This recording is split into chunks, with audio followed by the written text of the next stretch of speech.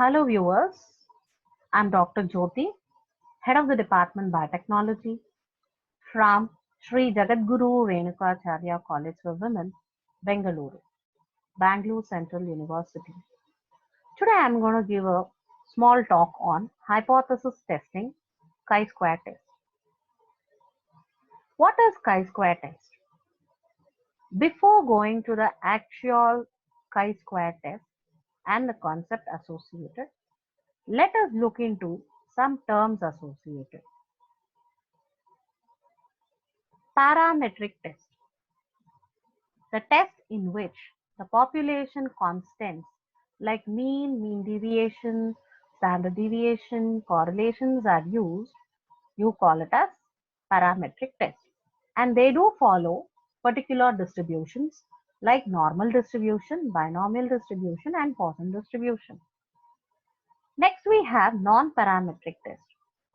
It is a test in which no constant of population is used, but it is used to check the goodness, better, and best of the attributes or the numbers associated in the data.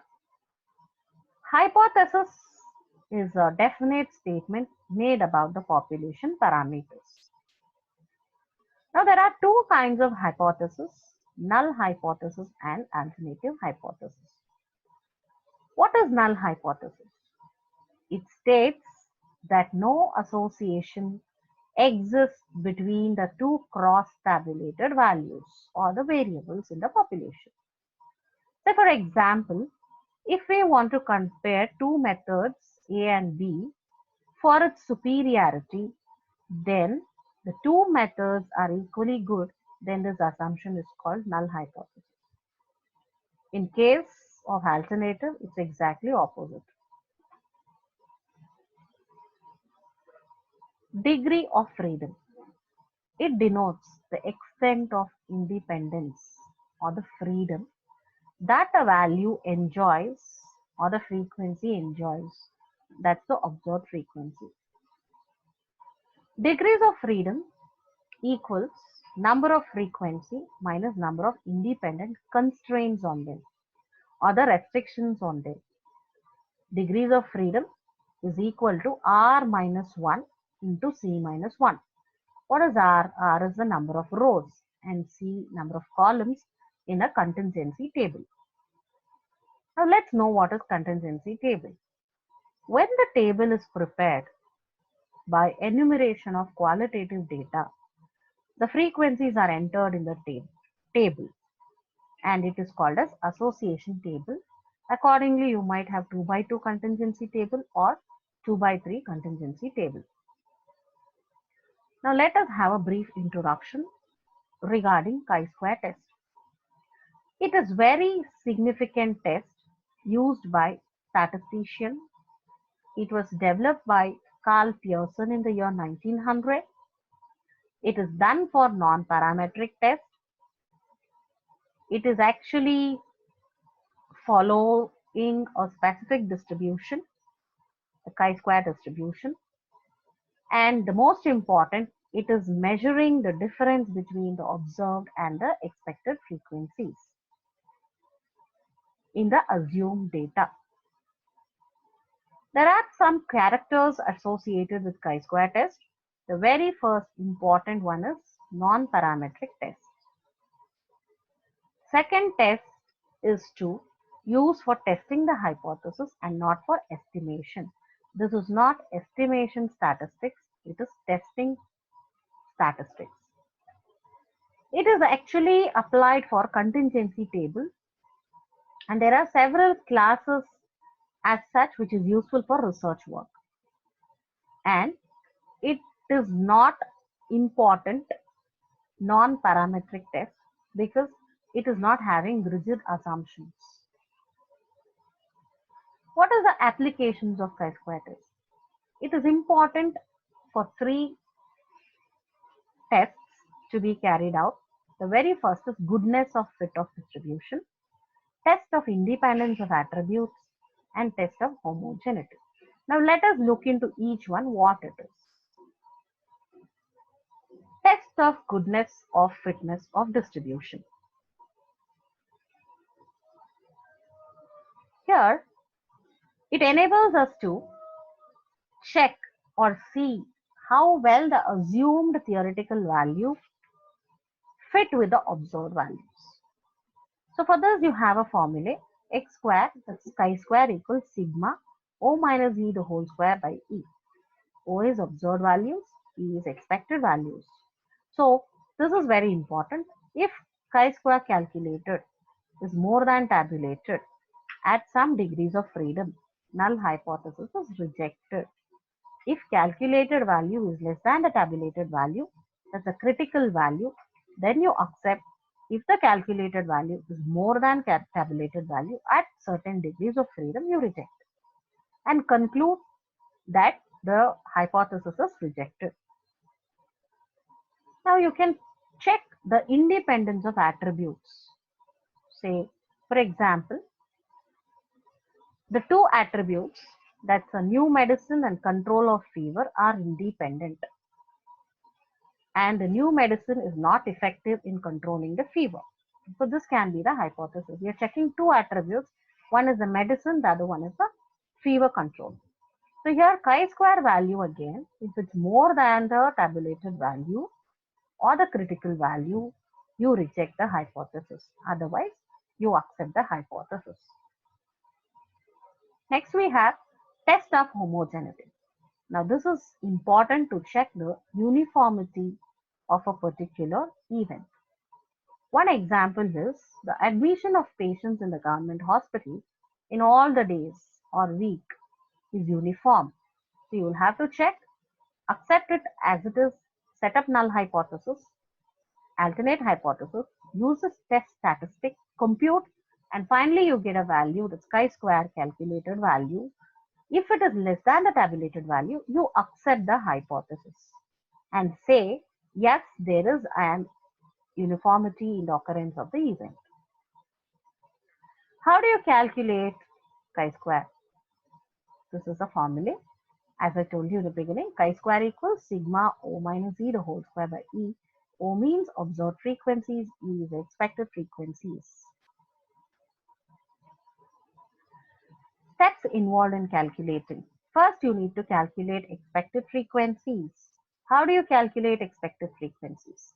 Expected frequencies equal column total into row total by total n, and use a formula which is told to you in the beginning. Now there are certain conditions for the application of chi-square test. The data must be in the form of frequencies only. It should have a numerical value.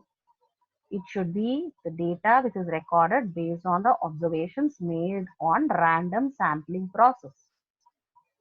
At all times, the sample must be independent and no group or the data should have less than 10 frequencies, and it's more apt for at least 50 variables in the data.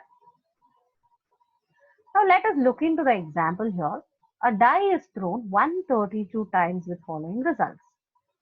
This is the question given to you. The number turned up when a die was thrown is 1, 2, 3, 4, 5, 6. How many times is the frequencies? So 1 occurred 16 times, 2 occurred 20 times, 3 occurred 25 times. It goes like that. Is the die unbiased? Now what is the hypothesis you need to set? The die is unbiased. Okay. The alternative, it is not unbiased. And you know there are 6 numbers here. 1, 2, 3, 4, 5, 6. So your degrees of freedom is 6 minus 1. So the total of the frequency is 132 into 1 by 6 will give you the expected frequency. So you'll have to make columns.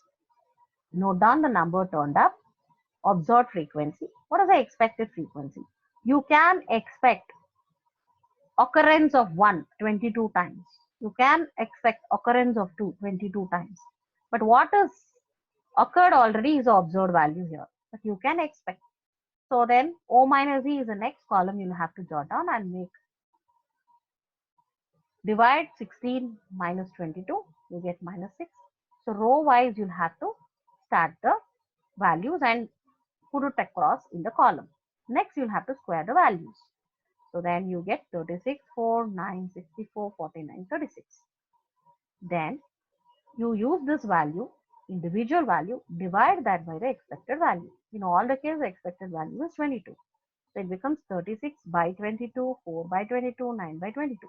Now what value you get here, add that, because chi-square is summation of observed frequency minus expected frequency whole square by E. So then when you add that, the value you get is 9. Here, the calculated value of chi-square is 9. What is the degrees of freedom? I told it is 6 minus 1. That becomes 5. Here, the calculated value is 9 and the tabulated value. When you look into the tabular column, at 5% level of significance, it is 11.07. So, your calculated value is less than the tabulated value. So, what do you do now? When the calculated value is less than the tabulated value, you accept the hypothesis and say it supports the hypothesis and conclude that the dye is unbiased. What are the limitations associated with chi-square test? This data is from a random sample. This can be applied fourfold table and it will not give you reliable result. So there is some correction need to be done even after that. That is what is its correction. Then even that is applied, the answer is misleading or the test is misleading with reference to the expected frequencies. In contingency table, more than 2 by 2, its correction cannot be applied. So it is only for 2 by 2 table. Then what conclusion you make is wrong. Interpretation of the result with sample total less than 50 should be taken with caution. This test tells us the presence or absence of association between the measures of strength and strength of association. So this test indicates the cause and effect, but it will not tell what it is or why really it is so, because it is just giving you the probable chance. It's not complete 100%. The test is applied only when the individual observations of samples are independent. So these are the limitations of chi-square test. Now let us look into contingency table. Contingency table is a type of table in a matrix format that displays the frequency distribution of the variables. Now you can see a basic 2 by 2 contingency table here. You have 2 columns and 2 rows. What is 2 by 2? 2 rows and 2 columns. Now what do you call these boxes as? They are called frequency box. What you can see in the boxes is the frequencies. So you have frequency here, A, frequency B, C and D, which is numerical. When you add this A plus B, you get R1, C plus D, you get R2, A plus C, you get C1, B plus D, C2. When you add this column wise or row wise, you get the total frequencies.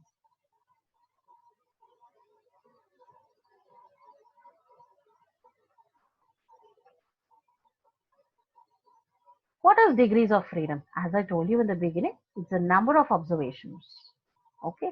So if here you have number of rows minus 1 into number of columns minus 1, which gives you the degrees of freedom for chi-square contingency table. Now how do you calculate? It's like the previous method, chi-square equals summation of all the values. What values you get is the calculated frequencies. So then that need to be compared with the table of column. Now here you can see the chi-square formula, which is alternate formula. That's chi-square equals n, the total frequency, AB minus bc the whole square by a plus c, b plus d, a plus b, c plus d. This is for 2 by 2 contingency table. The characteristics of chi-square test, it is same as the previous one, which is meant for testing of goodness of fit. It's non-parametric, based on frequencies, based on additive property. It is also based on independency of attributes. How do you solve the problem? First, you need to calculate the expected frequency. That is done by row total into column total by the grand total. Take the differences. That's the difference between O minus E and go for squaring of it. And whatever you get in step 2 should be divided by the individual respective frequencies, that's the expected frequencies, and go for chi-square test by applying this formula.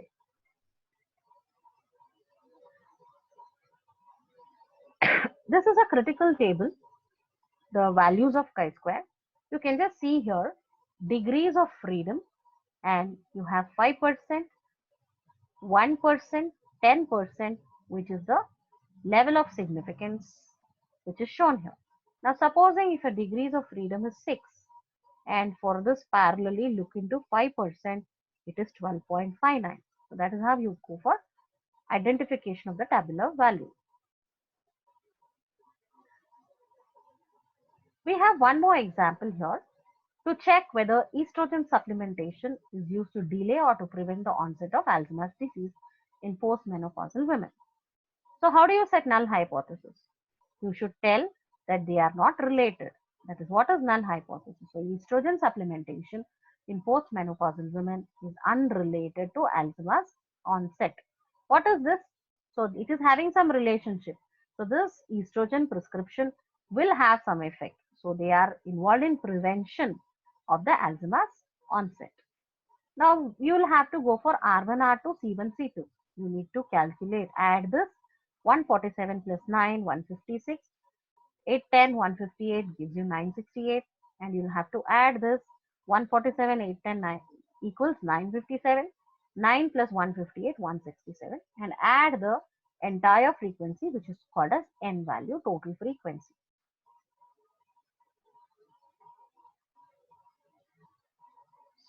Next, we'll have to go for calculation of expected frequency. As I told you, expected frequency equals individual, that's the row total, into column total by the total frequency. So if you have to go for the first one, you'll have to take the row total 156, column total 957, and the total n. So you get 132. Again, for the second one, you can see here the row total 159, the column total 167 by 1124. So likewise calculate the value. Now what we calculated is expected value. You can see here the expected value is highlighted, and this is the observed value which is given in the question. Now substitute in the formula. Once you substitute in the formula, you get the answer. It's 1.41, 8.07, 0.23, 1.3. Add all these values. So chi-square equals 11.01. Now what is this value? This is a calculated chi-square values. But what is the tabulated value? Now the degrees of freedom here is 1 because it is given by R minus 1, C minus 1. So R is 2 here, 2 rows and 2 columns. So your answer is 1. At 5% level of significance, the tabular value, the critical value is 3.84. So what is the calculated value? It is 11.01. The calculated value is more than the tabulated value. So here you will have to reject the hypothesis. So null hypothesis can be rejected with a high degree of confidence because it is more when compared to the tabular value. Now let us look into this example again. The question says in a family where parent could have produced children of all 4 groups is given. What is given here? Observed frequencies. They're asking you to check those numbers. What you have is observed frequencies. So next, you'll have to go for a column expected frequencies. How do you calculate expected frequencies? Occurrence of any of these four groups is 1 is to 1 equal chance. So 120 into 1 by 4 will be your expected frequency. So that's 120 by 4. So 30. So expected frequency goes 30 in all the rows. Then find out O minus E by subtracting the observed frequency and expected frequency in each row. So after which you get O minus E values. Then one more column has to be formed where you'll have to square these values. So 4 square, 1 square, 9 square, 6 square. So you land up in answer.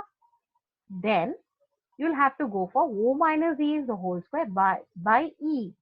So that's 16 by 30. 1 by 30, 81 by 30, 36 by 30. Let's look into that. You get the answer for this. Summation of this itself will be your chi-square result. So once you add that, you will get 4.46. Now we looked into the tabular column that the critical value is 3.38. So when you compare this, 4.46 is more than the critical value from the tabular column at 5% level of significance. So here you'll have to reject the hypothesis. Now, hope you got some knowledge from this lecture. If you like it, download it, share it, and subscribe it. Thank you.